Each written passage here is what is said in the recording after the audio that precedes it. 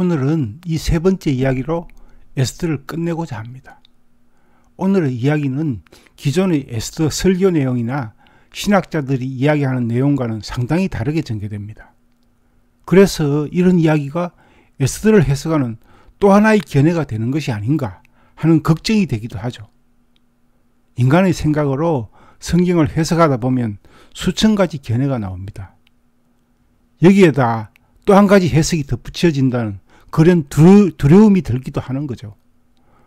물론 이런 해석들이 다 하나님을 이해하는데 도움이 되기는 하지만 인간의 생각으로 하나님을 완전히 이해하는 데는 한계가 있기 때문입니다. 하지만 하나님을 향한 우리의 믿음을 성장시키는데 방해가 되지 않고 또 이 에스더를 이해하는데 하나님의 인도하심이 있다고 믿기 때문에 과감하게 이 이야기를 합니다. 우리는 잘못 생각할 수도 있죠. 하지만 우리의 중심이 하나님을 믿는 믿음 가운데서 이루어진다면 그 길을 결국은 하나님께서 인도해 주실 것을 믿기 때문이죠. 우리 인간은 완전하지 않고 불완전합니다. 하지만 하나님은 이 불완전한 인간을 사용하는 것이죠.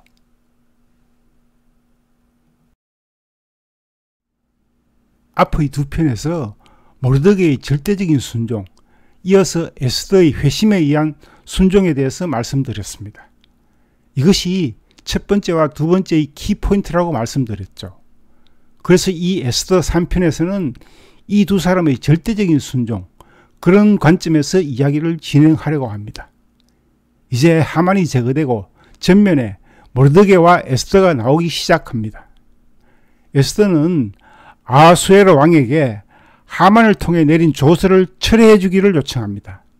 하지만 당시의 규례는 한 번 내린 왕의 조서를 철회할 수가 없죠. 아하수에로 왕은 2편에서 말씀드린 것처럼 그리 똑똑하지는 않은 것 같습니다. 그 부분에 대해 기록된 것이 에스더서 8장 8절입니다. 너희는 왕의 명의로 유대인에게 조서를 뜻대로 쓰고 왕의 반지로 인을 쳐라. 왕의 이름을 쓰고 왕의 반지로 인친 조서는 누구든지 철회할 수 없느니라. 자신이 이 문제의 해결책을 풀어나갈 수가 없자 주사위를 모르드게와 에스더에게 넘기는 것이죠. 결국 두 번째 조서의 내용은 모르드게에게 주사위가 던져집니다. 모르드게는 철저한 순종의 사람입니다. 그는 하나님의 응답이 없으면 이런 조서를 쓸 사람이 아닙니다. 따라서 이 두 번째 왕의 조서, 그 내용은 하나님이 명령하신 내용일 것입니다. 그 조서의 내용은 8장 11절 12절에 기록되어 있습니다. 왕이 여러 고을에 있는 유다인에게 허락한다.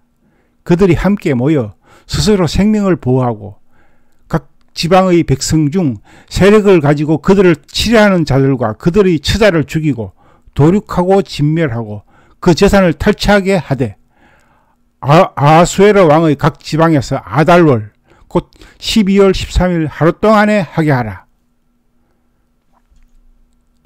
첫 번째 조서와 동일한 날짜에 이 두 번째 조서의 내용을 실행하라는 것이죠. 즉 동일한 날짜에 첫 번째 조서에서는 유다인들을 진멸하고 그 재산을 탈취하라. 두 번째 조서에서는 반대로 그 유다인들을 진멸하려는 반대 세력을 진멸하고 그 재산을 탈취하라는 내용인 것이죠. 이 서로 상충되는 조서를 해결하는 다른 해결책이 있는지는 모르겠지만 이 두 번째 조서는 모르드게가 받은 하나님의 명령인 것이죠. 즉 하나님은 이 두 번째 조서의 내용대로 실행할 것을 명령하신 것이죠. 드디어 운명의 날인 아달월 곧 12월 13일이 오고 온 나라 유다인들은 성공적으로 유대인들을 진멸하려는 세력들을 물리치게 됩니다. 그리고 하나님이 다시 모르드게에게 명령한 대로 아달월 곧 12월 14일과 15일을 지켜 불임절이라 부르면서 기쁨의 날로 지키게 합니다. 이 불임절은 현재까지 이스라엘의 축제일로 지켜지고 있습니다. 그런데 중간에 9장에서 보면 아하수에로 왕이 에스더에게 소원을 요구하고 에스더가 그 소원을 말하는 구절이 에스더서 9장 13절에 있습니다. 에스더가 이르되 왕이 만일 좋게 여기시면 수산에 사는 유대인들이 내일도 오늘 조서대로 행하게 하시고 하만의 10아들의 시체를 나무에 매달게 하소서. 이 부분도 회심 후 하나님의 말씀에 절대 순종하는 에스더에게 하시는 하나님의 명령이라고 볼 수 있습니다. 즉 유대인들에게 대항하려는 세력이 아직까지 남아있으며 다음 날까지 그 세력들을 진멸하라는 것이죠. 또 하만의 10아들의 시체를 나무에 매달게 한 것도 그래도 남아있을 반대 세력들과 그 자식들에게 그들이 앞으로 유다인들에게 반감을 가지게 되면 이렇게 될 것이라는 것을 온 나라에 파급되게 한 것이죠. 이것을 상징적으로 보여주기 위한 것이죠. 하나님은 이렇게 앞으로 발생할지도 모르는 것까지 세심하게 명령하시는 분입니다. 이렇게 모르드게와 에스더가 행하는 행동들을 하나님의 명령으로 이해하게 되면 에스더서는 새롭게 우리에게 다가올 것입니다.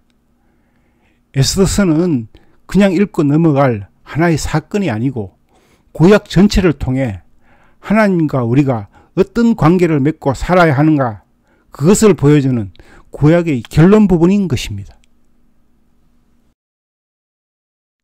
그런데 에스더서에서 하나님은 우리에게 하나의 질문을 던지십니다.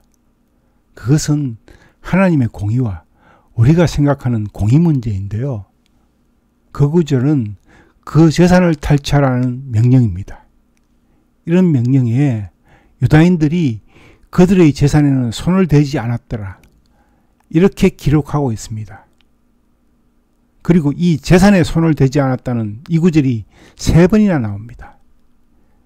에스더서 9장 10절, 9장 15절, 9장 16절에 기록되어 있죠.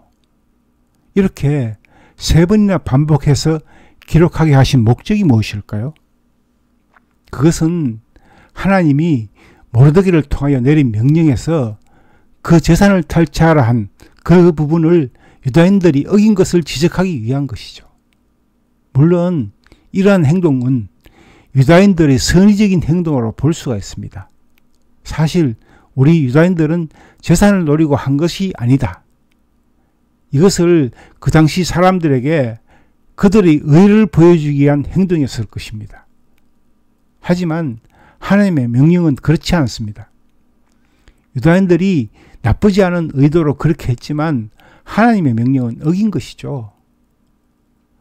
여기서 하나님이 버리신 사울 왕의 모습이 보이지 않나요? 우리도 가끔 하나님의 말씀을 우리의 생각으로 살짝 비틀지는 않나요? 하나님의 공의와 우리가 생각하는 공의, 우리가 착각하기 쉬운 이 부분에 대해 하나님께서는 우리에게 질문을 던지시는 거죠. 이 질문에 대하여 하나님은 아쉽게도 에스더서에서 더 이상 기록을 남기지 않았습니다. 묵상을 계속했지만 더 이상 생각을 주시지도 않았고요.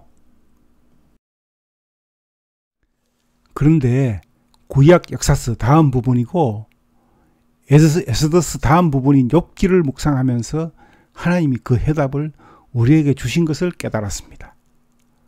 동떨어져 있는 것 같은 욥기, 역사서도 아니고 그렇다고 지혜서도 아니고 예언서도 아니고 시문학도 아닌 그야말로 구약 성경에서 혼자 있는 듯한 욥기, 그리고 에스더서 다음에 나오는 욥기, 이곳에서 공의 문제를 말씀하고 계신 것을 깨달았던 것이죠.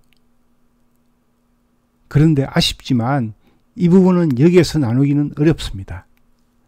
기회가 되면 욥기를 통하여 이 부분에 대해 나누어 볼까 합니다. 그리고 마지막으로 이 에스더서에 대한 성경 연대기 문제를 같이 생각해 볼까 합니다. 많은 성경학자들과 목사님들이 이 에스더서의 시기를 유대인 1차 포로 시기와 2차 포로 시기 사이인 크세르크세스 왕 시기의 이야기로 보고 있습니다. 하지만 이렇게 되면 에스더의 나이가 100세 이상인 것으로 추정됩니다. 페르시아 왕의 왕후가 100세일 가능성은 전혀 없죠. 이 부분에 대하여 김명현 박사는 성경연대기에서 에스더를 그 이전 메대 왕국의 왕후로 보고 있습니다. 그리고 하나님의 시간표라는 책에도 그렇게 해석하고 있습니다. 저는 이 해석이 더 타당성이 있다고 보고 있으며, 그렇게 되면 에스더서는 1차 포로 귀환 이전의 사건을 기록한 부분으로 고레스 왕의 칙령에 영향을 준 사건으로 볼 수가 있는 것이죠. 이쯤 하고 에스더서에 대한 저희 이야기를 맺을까 합니다. 이 동영상을 보시는 분들도 에스더서를 통해 하나님의 은혜를 만끽하시기 바랍니다. 감사합니다.